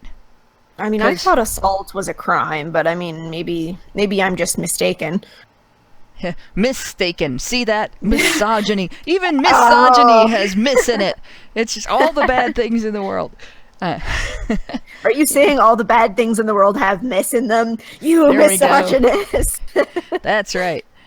It drives me nuts. And like the response here says, you know, one may ask the accuser, how does a pro-male agenda become inherently anti-female? Especially since feminists often claim that gains for men and women are not a zero-sum game. So it's not a zero-sum game, except, you know, if you're advocating for men, and then it is. You know, and as soon as you point out that they're treating it like one, it makes it possible to get them to understand that it's a dysfunctional response. Take a moment and try listening to the discussion. And one may also ask the accuser, how do they account for women who agree with the target's viewpoints? Is it misogyny to agree with a woman? Is it misogyny to advocate this viewpoint just because a woman, or some women, but not all women, disagree with the viewpoint? And that's one that, this is one that I get a lot on Twitter. Somebody will get accused of misogyny, and they'll say the men's rights movement will be getting accused of misogyny. And I'll see a tweet from them come up in my notifications. Some of the most respected men's rights activists are women. And there will be a listing of a bunch of, you know, @mentions of Twitter users who are men's rights activists who are women. And it's every single time it gets turned around to internalized misogyny. But the fact is, you can question. You know, is something misogynistic if it's advocated for by women? You know, this is one that that Exposing Feminism didn't suggest. That probably the most fun example of it I've seen, I think, came from Shoe on Head. I think she's the one that originated the soggy knees meme. I might be wrong about that. I might be crediting her with something that she picked up from someone else. But she's where I saw it first. And it's making fun of the use of misogyny as a thought-terminating cliche. The more you make fun of it, the less effective it becomes. If you can laugh at it, and you can laugh it out of the room, it becomes, you know, like somebody throwing a banana peel at you as a weapon. It's obviously going to hit, and it's intended as an insult, and therefore it might feel insulting, but what damage does it do? And it's the same thing with accusations like misogyny. Oh yes, I have the soggiest of knees. My knees are soggy. Now can we get on with the discussion? You know, okay, so that's a banana peel. Come on. I talked about an actual issue. You can't deal with the issue? You're going to accuse me of having soggy knees? All right, my knees are soggy. Now here's the issue again. Yeah. No, but then you see they'll just use one of those other codes on you and say, because you're a far right wacko KKK member, misogynist, then we don't have to listen to you. Yep, and then that's when you walk away. You're like, all right, well, you're not worth talking to. You know? Bye. But these other people that are listening to the discussion now know that you don't have an argument. And a lot of times when I'm on Twitter and I'm dealing with somebody like that, either they stick around and they come up with better arguments, or they abandon the argument and they block, and I'm able to declare victory.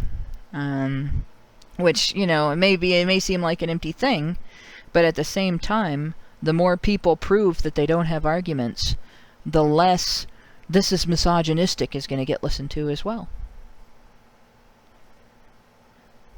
You know, and I also, I gotta say, Anna's advice on that, yeah, okay, so what?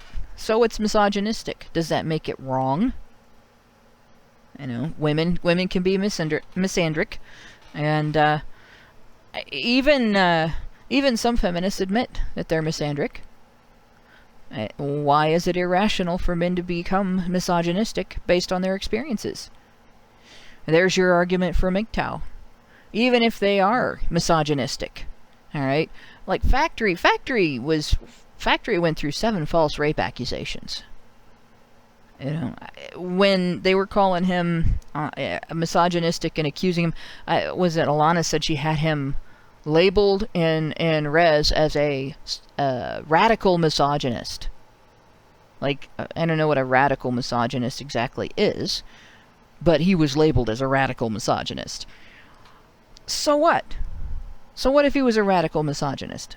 Does it make it false that falsely accusing men is damaging to the men that get falsely accused and to society at large? It doesn't.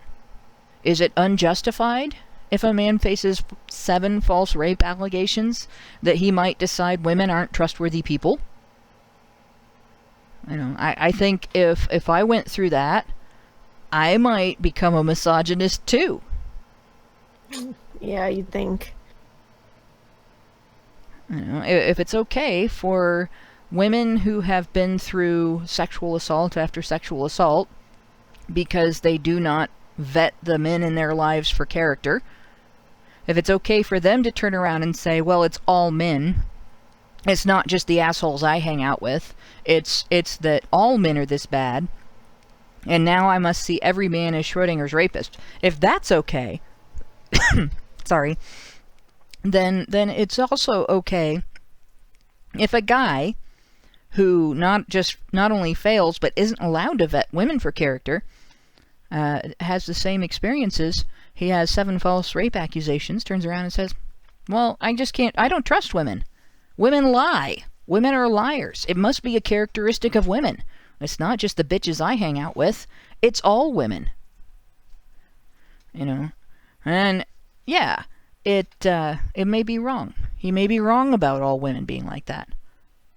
But maybe if he has that outlook for a while before he learns to vet women for character and decides, screw everybody's attitude about my doing that, I'm gonna do it, maybe it'll protect him from the next false rape accusation. Yeah, view them with a more critical lens and therefore be more diligent in vetting. Yep. And with that, I don't know, does anybody have anything else to add on the misogyny charge? Not here. And how are you doing, Anna? Are you losing your voice? It comes and goes, but I also got a little bit of a cough, so I've been manually muting myself. It takes a while to unmute. Neocitrin. Yeah, I understand. As it's spring and the trees are fucking in public, and it's affecting me greatly or badly or one of those things. In any case, I'm a snot-nosed brat right now, so I understand exactly what you're talking about. And I didn't consent to this, damn it. Yeah, part of that was also our move is we're getting rid of some allergens, so there's been a double whammy of some sort of weird flu because we traveled out of state and then also moving and dealing with all the boxes and pillows and all the stuff in them. So yeah, it's been an adventure. Oh, yeah, I bet it has. See, that's what whiskey was made for. Bourbon, particularly. It's a good cup of hot tea with bourbon and lemon juice and honey, and it totally takes care of. Yeah, totally helps. But all right, well, in that case, I think we're gonna end this part of the show and move on to the super chats, of which we have several, a whole lot actually. I gotta go back to somewhere here. Or there it is. Is that the one? Yep. Hokey Bookisa gave us US $1.99 and said first, and he was right. And then we had all of our discussion in the middle of the technical difficulties. After which, Joey Jojo gave us US $2 and said Hannah is a great singer. Also, Prim and Anna heart. Well, now we have to turn it into a musical. There we go. I am not always a great singer. Oh, that was fun, though. That was a great job, guys. I enjoyed that personally. Thank and you. hard actor JoJo. I have to work very hard to be a good singer, and it doesn't always work. So thank you for that. It is extremely flattering for me. Joey Jojo also gave us US $2 and said, my therapy counselor called me a bitter virgin. Oh, when I read that I was so mad. I had to hold back. I was like, oh, it's not super chat time yet. I'm so mad. I want to talk about this. It's not a counselor. It's a piece of shit. Okay. Yeah, if you see one like that again, you can speak right up. That's shit. That should never happen. That should be reported to like the American Psychological Association and stuff like that, because people who are in that position, who have these people who are vulnerable, they shouldn't be allowed to say stuff like that. So it's report time in that case. And new counselor time. This is not something that you should not continue to see a counselor that says things like that to you. Yeah. It's okay for a counselor to say that you are wallowing in negativity. It's okay for a counselor to say that you need to look at your situation from a different perspective, or to give you advice on how to deal with it emotionally. It's not okay for your counselor to shame you. It's even okay to say that your bitterness and your attitude is preventing you from seeing and seeking good opportunities. It's even okay to blame bitterness, which is not your fault that you have it, of course, but at a certain point you have to be like, well, okay, yeah, I've had a lot of shitty things happen to me, so am I going to let, the emotions that are rightfully built up, but am I going to let them define me, or am I going to keep, looking onto the bright side and finding ways to, emotionally renew and to stay on the right path? Am I going to keep doing that, or am I going to let my bitterness, as rightfully earned as it may have been, am I going to let that be the end of any and all opportunities anymore, because you've just simply given up? So you gotta, kind of realize that may be something that is holding you back, but there are ways of talking about it, not like what they did, or he, I don't know, the gender of the counselor. That's just not cool, bro. Yeah, no, it's not just unprofessional, it's outright abusive to just throw labels out like that, and to use shame. Shame is not a part of counseling, not like that. That's just not how it works. Now, I've been in counseling. I went to a psychiatrist starting when I was in high school. Not a psychologist either. I went to a psychiatrist that could prescribe medicine. And I was put on SSRIs, selective serotonin reuptake inhibitors, for a while, due to issues that I was going through, a lot of which nobody figured it out, but a lot of which stemmed from the steroids they had put me on for my asthma that were absolutely necessary, and there was nothing wrong with those being prescribed. But one of my issues was obsessive compulsive disorder, personality disorder. And it was to the point where it was interfering with my ability to get things done, because I was obsessing over details and sort of being perfectionist and sort of being, really nuts about it. And there's a type of therapy used for obsessive compulsive personality disorder called contracting, where you confront the particular compulsion that you're giving into, and you do the opposite. So I had a psychiatrist take me outside on a city street and make me walk down the length of an entire block of sidewalk and step on every single crack. And it was a very silly and dumb hang-up for me to have that was actually keeping me from getting to places on time if I had to walk, because I wouldn't step on cracks even if I was walking on a brick sidewalk. And it worked, and he didn't shame me, but he did make me confront the dysfunction, and that's okay. That's what psychiatrists are supposed to do. And they're not supposed to shame you, and they're supposed to help you. Going on to the next one. Frank Tomio gave us $3 Canadian, and says, when they come up with their crap, I just laugh. Well, that's another one that's, with the various charges described in the catalog of anti-male shaming tactics. They are ridiculous. Every single one of these is a ridiculous response. And think of it this way. You imagine going into your doctor's office. You walk in or wheel in or whatever. I have a broken bone. Let's say it's your arm since you walk in. You walk into the doctor's office. I think I have a broken arm. How do you know? Well, when I hold it up and I put my hand under my elbow, my wrist goes flopping down right in the middle of my arm. There's not supposed to be a joint there. I think it's broken. It hurts really bad and it's swelling. You're a misogynist. Yeah, it's ridiculous. Sometimes it is unintentionally hilarious. You're overgeneralizing. Not all arms are like that. You think of it that way, yeah. It's good to laugh. And if you make fun of ridiculous responses, they don't necessarily go away, but it takes the sting out of them, it takes the power out of them, and it takes the ammo out of them. And Frank says, I do have a broken arm, thanks for noticing. He said that in a later super chat. Oh my gosh, that's funny. We're watching you, Frank. We're watching. No, we're not. Hokibukisa gave us US $10 and said, it's an attempt to make you lose your cool and become emotional, because when become emotional, it is a lose-lose situation. Sadness is weakness, and weakness is shame, and anger is forbidden. Well, that's true, too. A lot of times I've seen feminists and opponents of the men's rights movement who say they are not feminist.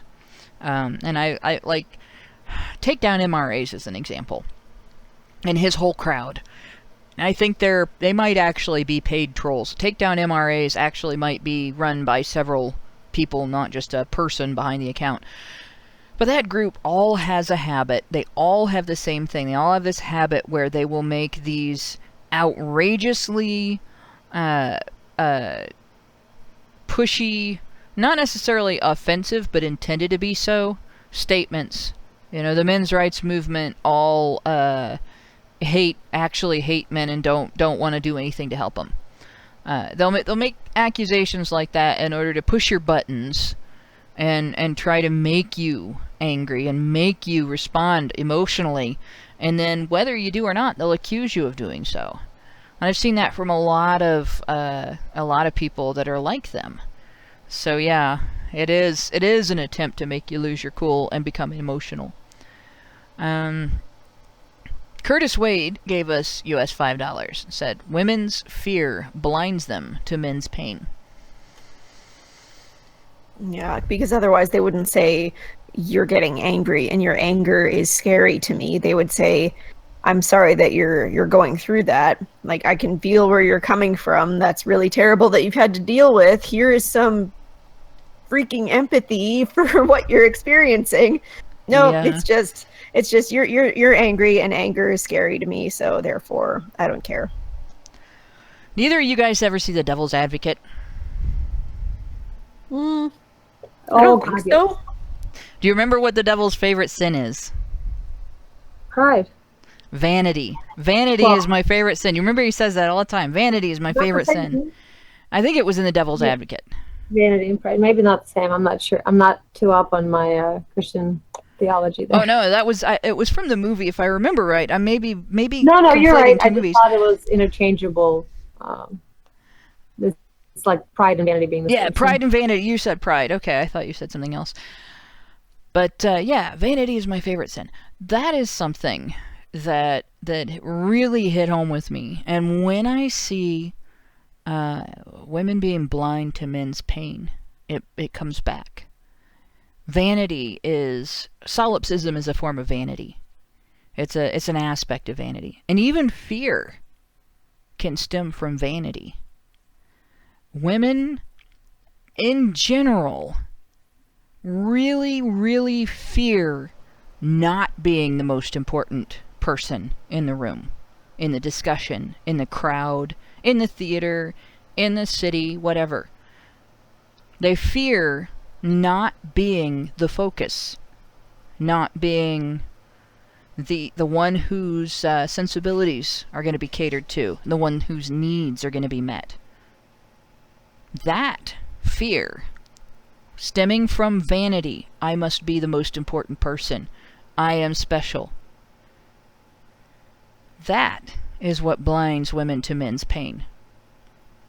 Your workhorse can't have feelings. If your workhorse has feelings, it's less useful. Yeah. And it's a painful thing to realize, because even female MRAs, even we have to admit that we had to learn not to be that way. We had to recognize it, confront it, and strive to overcome it. And there are times when we fail. Even now. Even after years of advocacy in our own lives.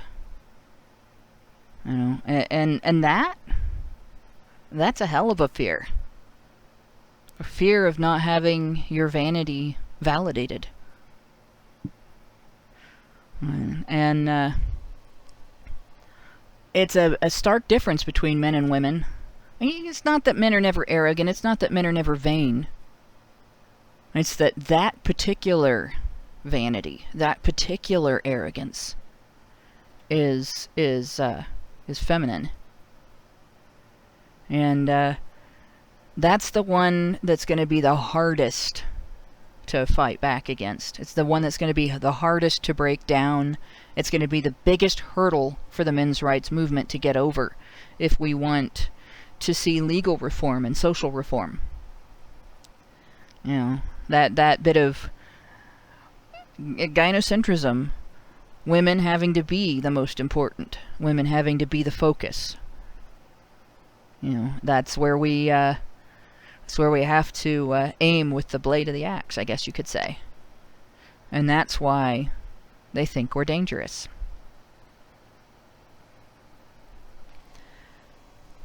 I don't know if anybody has anything to add to that one. That was really well said. I stand behind quite a bit of that. Oh, thanks. Nothing to add. I think you summarized that one really well. Yeah, I wish it wasn't true. It's a awfully big hurdle. I used to be a hurdler when I was in high school, but I don't think I've ever jumped one that high. Let's see, we have... Zeranx gave us US $10 and said, as Patrick O'Neill says, women aren't happy until they destroy your soul. Bill Burr says, when she goes into the woods, or into the weeds during an argument, you've won. Stoicism and mirth, the tools every man needs. I will say this. I know that I've lost an argument when I have to walk away because I can't feel like I'm going to be taken seriously with snot on my upper lip. And when I get frustrated, that's it. I don't cry when I'm so much when I'm angry, and you can hurt my feelings and I won't cry. You know, you can like crush my ego, and that won't make me cry. But if I'm trying to get a point across and I don't feel like I'm doing it, that's it. The waterworks come on. Or if I'm fighting tears and you say, "Are you okay?" It's like, that's it. I'm done. Yeah. Well, I was. You know, that's when you win the argument. So yeah, I agree. When a woman goes into the weeds during an argument, you've won. When a woman brings out the waterworks, or you know, starts accusing you of shit instead of making rational arguments. You know, you say, it's unethical to do X, Y, Z. Well, you just hate women. Well, you just lost the argument. Yeah. Let's see. And yeah, stoicism and mirth. You know, Yeah, you can get mad. You should get mad. There's no reason why you shouldn't get mad. Anger is useful. Letting it control you isn't. But experiencing it, recognizing it, and working with it is. And humor, especially gallows humor, is extremely therapeutic. It's a great tool for dealing with situations that you would otherwise not be able to get through. Let's see. Fillerator looks like. Yeah, Fillerator. I don't know why, but I'm looking at that, and there's a... Oh, I know why, because my cursor is over it. Like, there's a T, but there's not a T, because my cursor is over it, and it keeps disappearing. Fillerator gave us US $5, and Canadian $5. Yeah, Canadian $5, you're right. Canadian $5, and... Is that what he said? That's what he said, yeah. $10. I guess think. his $5 identifies as $10. Oh, I see. Well, that makes it $10 then. There we go.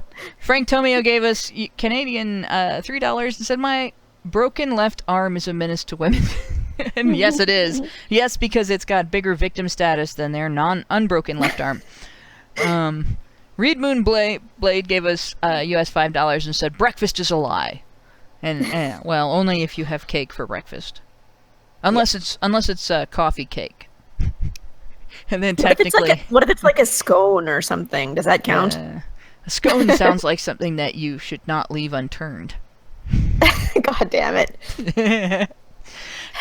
Thomas Lacrosse gave us $5 Canadian and said, did you check Why MRAs Have Feelings by TLDR? Oh, probably should do that. A hilarious review of academic feminist doublespeak. Oh, God. And then gave us another $5. Frank Tomeo gave us another $5 Canadian and says, I wonder how they would respond if I used a couple of hashtags I learned from hashtag Baron, hashtag Herlon her shoes. Oh, geez. Actually, feminists get very upset about hashtags they don't like. I don't know how many of you were around when hashtag Women Against Feminism started, but holy shit, they wigged out over it. You would not believe how badly they wigged out over it. For the longest time, my avatar on Twitter was a meme that I made in response to an argument that I had with a couple of feminists in that hashtag when it first came out. They were basically saying that the arguments that were being posted by women were too simple and too stereotypical and meaningless and petty. And so women started posting more articulate, well thought out, logical, rational arguments as to why they were not feminists. And they accused us of having our arguments written by men. Oh my god. Yeah.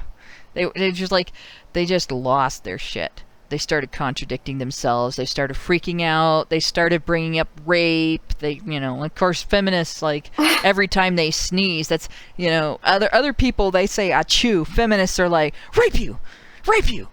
Every time they sneeze. Well, jeez. I mean, like, look at that. Like, women can't even make their own logical arguments, and then they're accused of being men. Like, which one of us is being the misogynist again? Jesus Christ. Yeah. I know. Like, holy shit, dude. Have a little self-awareness. Feminists respond to hashtags like they're bullwhips. But, only if you make them. If they make them... calm the fuck down, dude. It was just a joke. But, then Frank Tomeo gave us $3 Canadian and says, is Bose, B-O-S-E, a sexist stereotype? Okay, so I don't know what that is. Yeah, I've never heard of that one. B-O-S-E. I know, there's a type of radio that goes by that brand name, but I don't know what the acronym stands for. Yeah, there's a speaker company, Bose, but other than that... Yeah. Better sound through research. Well, there you go. That's sexist right there. But, I mean, obviously you can't have better sound through research because men do research. Oh my god. That's terrible. Well, I guess we'll have to come back to Bose, B-O-S-E. I don't know. It's obviously not tits or get the fuck out, so... Bose, Einstein, concentrate? I don't know what that is either. Alright, so... Then we have MB Man gave us US $5 and said, No, you women are goddesses. We need you. It's scary. Okay, you sound scary. I don't want that responsibility. Somebody else can have it. Oh my gosh. Gosh! No, but, yeah, that's actually really sweet. But yeah, I appreciate the sentiment, definitely. I mean, it's just a shame that there are so few women who are standing up and saying this. Underscore the point that gynocentrism is rampant and cannot really truly be excised from us as a species, I think. I'm just saying. I think I'm with Karen with that. It's like, I don't think gynocentrism can ever go away. I think it is built into our biology. I think there's a degree to which it is, and this is something I've been arguing on Twitter for I think a month now, maybe a little longer, with Paula Wright about this. Her position, as she has stated it, which might not be what she means, but because it doesn't make any sense, is that there is no such thing as gynocentrism because gynocentrism evolved as part of our biology, so it doesn't exist. And which, like I said, it doesn't make sense. What I think she's trying to say is that it shouldn't be criticized because we need it, but there's a lot of things that we need that can be criticized, like your fight or flight instinct is a very important thing for you to have. It's functional, it's vital, and it can manifest in ways that are actually bad. That are damaging. And like an example happened when I was in college, and I had a friend that thought it would be really funny to scare me, sneak up behind me and scare me, at a time when there had been some illegal activity on my campus, my university campus, and I was walking to class at night with a camera and a monopod that had it's a type of top on it that allows you to move your camera around and face it different ways, so it doesn't just have to face one way on top of the monopod. And it had some edges on it that they weren't necessarily sharp, like you touch this, you cut your finger sharp, but when I whacked him in the head with it, he had to get stitches. I had to drive him in his car to the hospital. I lectured him the whole way, too. Like, this was really stupid. You have a bunch of people on campus that are scared of this activity that's been taking place on campus, or that's allegedly been taking place on campus, and you wait until I'm in a little wooded area with no light, and then you jump out and grab me from behind and yell, "What did you think I was going to do? Oh, yeah. I have a bludgeon in my hand," you know, and he's sitting there bleeding at me and going, "Now is not the time to talk about this." Okay, so that was my fight end of the fight or flight response, and at that moment, I really didn't need to do that. You know, I really didn't need to hit him. He wasn't going to hurt me. He wasn't actually dangerous, and I hurt him pretty bad. And then I had to pay for the stitches too, because I felt really guilty, even though it wasn't my fault, right? But in any case, that's a dysfunctional fight or flight response. Does it make fight or flight bad? No. But can it be something that we look at and say, if there was a way for us to examine this and train ourselves, and there is, train ourselves to moderate it and control it to a degree, shouldn't we? And the same can be true of gynocentrism. Just because it's natural doesn't mean that it's always okay. It doesn't mean it's right. Okay? Or that it doesn't exist. Yeah. Just because it's natural doesn't mean that we should not examine it and hone our skills with it. All right, yes, we use it when it's functional. We use it when we're trying to preserve the species. We recognize that there maybe are things that women shouldn't do. And women shouldn't bitch about not getting the rewards for those things if they're not going to do them. And at the same time, we can turn around and say, well, just because that's true doesn't mean that in every circumstance, in every situation, in all things, we must always favor women over men. Because that's not true. And it is damaging. And it's actually hurting both sexes in our society. But we can't have that discussion because all of a sudden, it's the fact that it evolved makes it more important than anything else. So I don't know. In any case, that's my big month-long argument, and at this point, I don't know that it's never gonna end. And yes, Mark the Atheist says the lesson of the story is jump Hannah when she is not holding a weapon. That's probably not a good idea either, if you like your knees. Just saying. But then we go on. Mr. Roboto gave us US $5. Domo arigato, Mr. Roboto. If equal amount of females were jailed, how long till reform? And yes, Prim, we are. Okay. I didn't mean you to and we're almost there. respond to it now. So, yeah, sorry, it just jumped right up into, like, I was in the middle of that, and all of a sudden I'm reading totally different text. Let's see. So, if equal amount of female were jailed, how long till reform? Well, actually, that would not take very long, because feminist groups are already arguing that women shouldn't go to jail for anything. That when women commit a crime, that it's not the same as when men commit a crime. That women have excuses. Exactly. Feminism is for equality. That's the thing. I actually kind of hope that Orange is the New Black was doing that. There was, because the only way to make people empathize with the plight of a people is if to present a female or a child or a female child face to it. And I really hope that Orange is the New Black was actually humanizing, prisoners and showing how, fucked up life in prison is. But it may be glamorizing it more than anything. I don't know.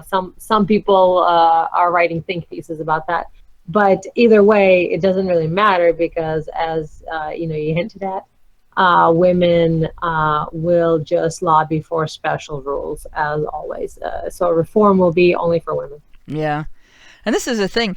Like, even now, women's prisons are better than men's prisons in terms of their treatment of prisoners. Or at least less bad, because prison in general is awful. But you don't see the same thing in terms of solitary confinement, which is torture and should be outlawed. You don't see the same thing in terms of any of the other punishments. You don't see the same... Like, if male guards behaved towards female prisoners the way female guards behave toward male prisoners... there would be lynchings. It's day and night almost the difference. And obviously I'm not saying that the women prisoners have it easy in comparison to people who are not in prison. But in comparison to men who are, they do. And, yeah, I'm not saying they don't have their own unique problems, either. There are problems that are unique to the genders. Men in prison don't get any consideration as parents, for instance. And women in prison have issues of what happens if they become pregnant. Whereas men can't become pregnant.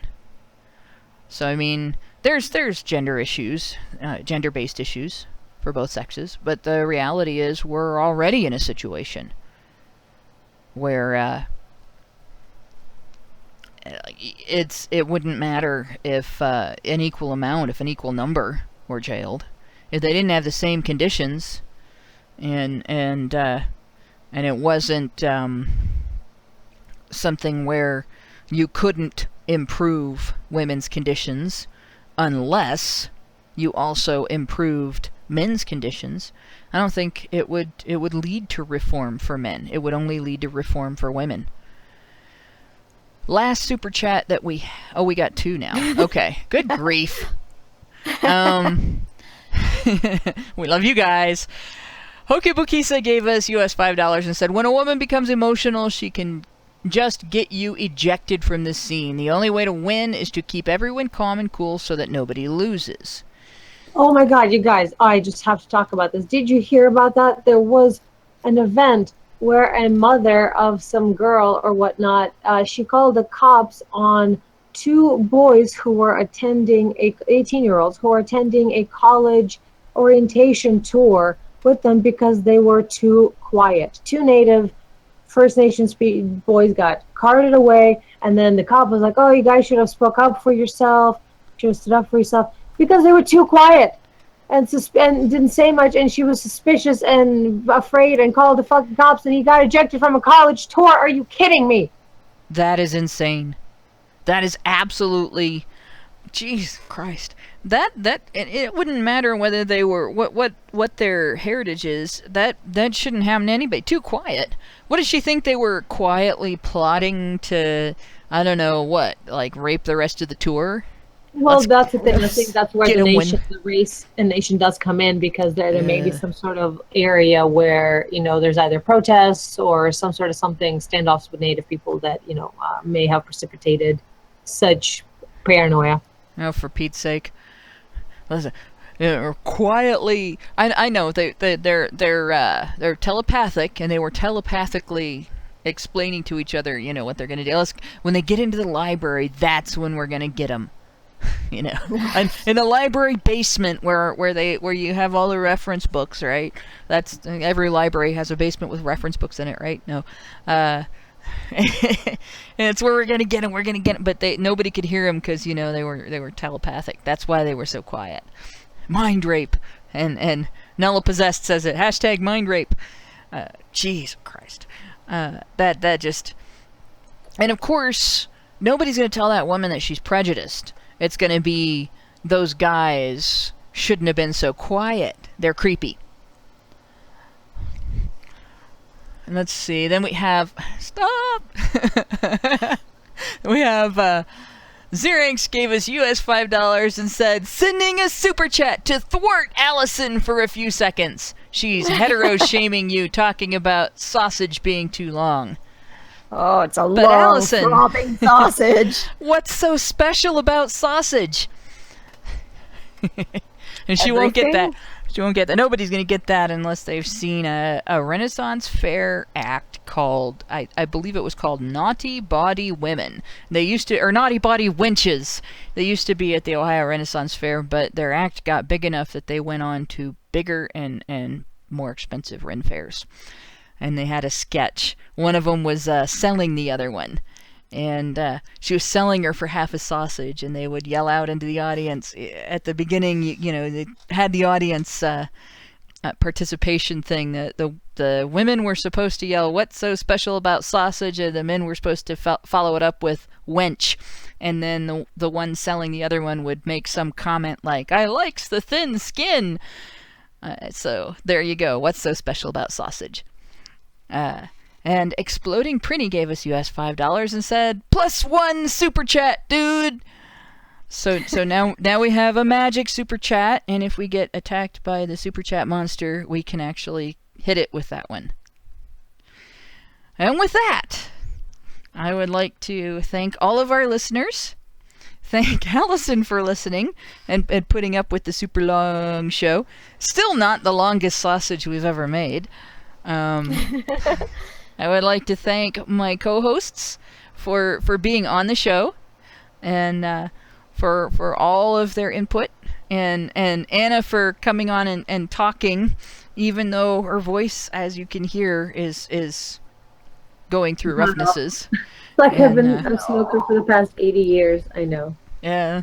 It's sexy. Deal with it. And I would like to thank everybody that is involved in the making of Honey Badger Radio. especially the people that have to sort through this long-ass sound file.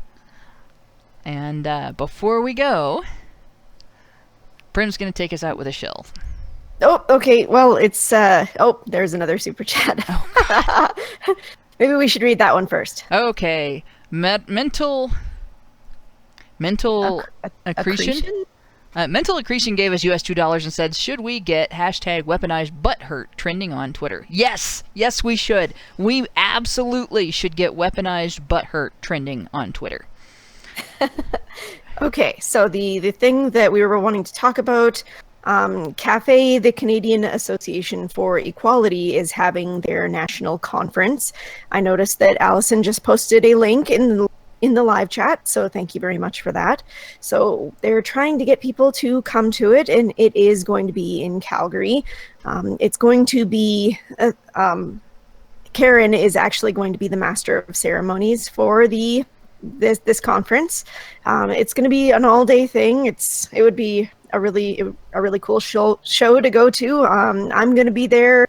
A couple of other people are talking, being there. We don't know how many more tickets are needed as of this moment. And look at that, Allison just said that she's going to be coming too. So yeah, there's going to be a lot of Badgers at this thing. So if you want to come, there's going to be a lot of great speakers. There's going to be a lot of Badgers there. You can see us all, and that would be really tight shit. So yeah, you should definitely come to that.